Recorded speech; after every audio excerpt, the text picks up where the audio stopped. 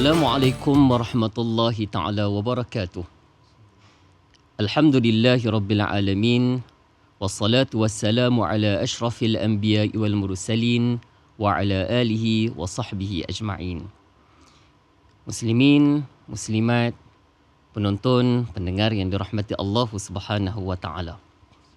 Kita bertemu lagi dalam siri di akhir Ramadan, yang mana saat-saat akhir ini maka kita berkejar-kejaran untuk terus mendapatkan pahala yang dihidangkan oleh Allah Subhanahu wa taala julung-julung kali kepada kita dalam bulan Ramadan.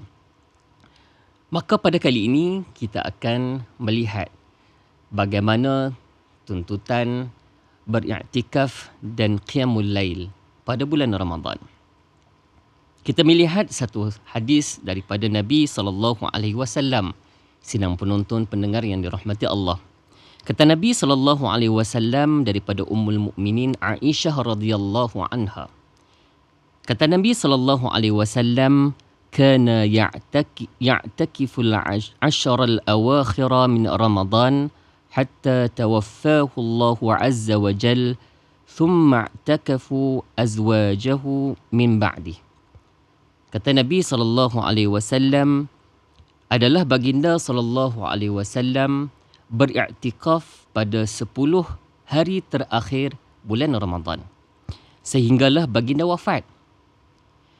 Kemudian melalui hadis ini juga Nabi SAW menyebut, kemudian para isteri baginda turut beriktikaf selepas kewafatan baginda SAW. Maka sidang penonton, pendengar, muslimin, muslimat yang dirahmati Allah. Kata Al-Imam An-Nawawi rahimahullah, hukum beriktikaf adalah sunat muakkad, iaitu yang sangat dituntut. Maka apabila kita mendepani Ramadan yang pada saat-saat akhir ini, ayuh, jangan kita ketinggalan untuk kita melaksanakan tuntutan sunat muakkad ini untuk kita mendekatkan diri kita kepada Allah Subhanahu wa taala.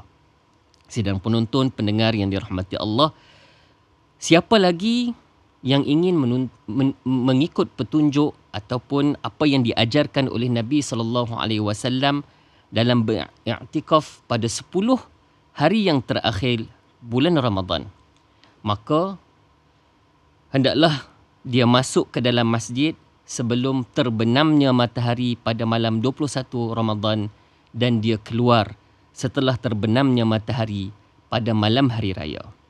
Maka apabila kita melihat rukun i'tikaf ini, sebenarnya kadang-kadang kita melihat ia merupakan satu perkara yang mudah dilaksanakan. Tetapi sebenarnya ia mempunyai rukun-rukun yang tertentu untuk melengkapkan atau menyempurnakan i'tikaf yang kita harapkan untuk kita peroleh redha daripada Allah.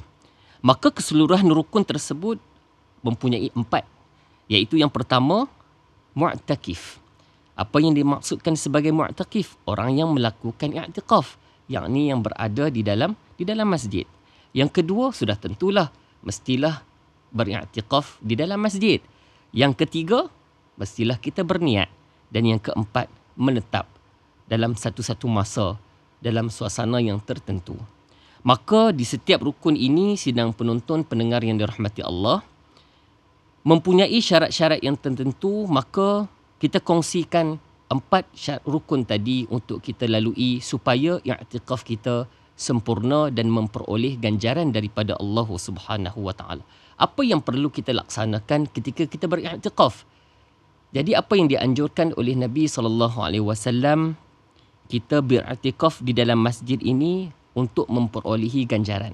Maka di situ kita memperbanyakkan zikir kepada Allah Subhanahu wa taala, kita memperbanyakkan muhasabah, melaksanakan solat-solat sunat yang menjadi garis merah kepada kita untuk kita laksanakan supaya ia dapat membantu untuk memenuhkan ataupun mencari pahala yang berada di dalam bulan Ramadan.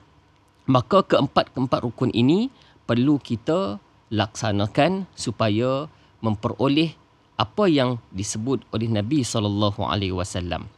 Sidang penonton, pendengar, muslimin yang dirahmati Allah Subhanahu wa taala, maka di 10 malam yang terakhir ini, ayuhlah kita bersama-sama memenuhi masjid-masjid yang sentiasa terbuka pintunya untuk menerima tetamu. Begitu juga apabila kita menyebut tentang qiyamul lail, iaitu bangun malam. Kita melihat bahawa satu perkara yang agak sukar bagi kita apabila kita melaksanakan tugasan harian daripada pagi sehingga kita berbuka. Maka di situ akan menzahirkan keletihan akibat daripada tuntutan yang kita laksanakan setiap hari. Tetapi sebenarnya apabila kita melihat, apabila Allah Subhanahu Wa Taala hidangkan kepada kita pahala, maka kita jangan lepaskan peluang untuk melaksanakan bangun malam bersama-sama dengan ahli keluarga. Ayuh, ajak mereka bersama untuk bersama-sama dengan kita melaksanakan aktiviti qiyam seperti melaksanakan bacaan Al-Quran secara bertadarus. Maka pada akhirnya kita merasakan bahawa ia merupakan satu kemanisan yang sangat bermakna dalam kita menjalani Ramadan kita di akhir-akhir bulan. Jadi itu sahaja sekadar perkongsian kita berkaitan dengan i'tikaf dan qiyamul lail. Jadi jangan kita lepaskan peluang ini. Ayuh, ajaklah seisi rumah untuk sama-sama melaksanakan dua perkara yang sangat bermakna ini untuk memperolehi kemanisan dalam Ramadan pada kali ini. Akhir kata, wabillahi taufiq wal hidayah. Wassalamualaikum warahmatullahi taala wabarakatuh.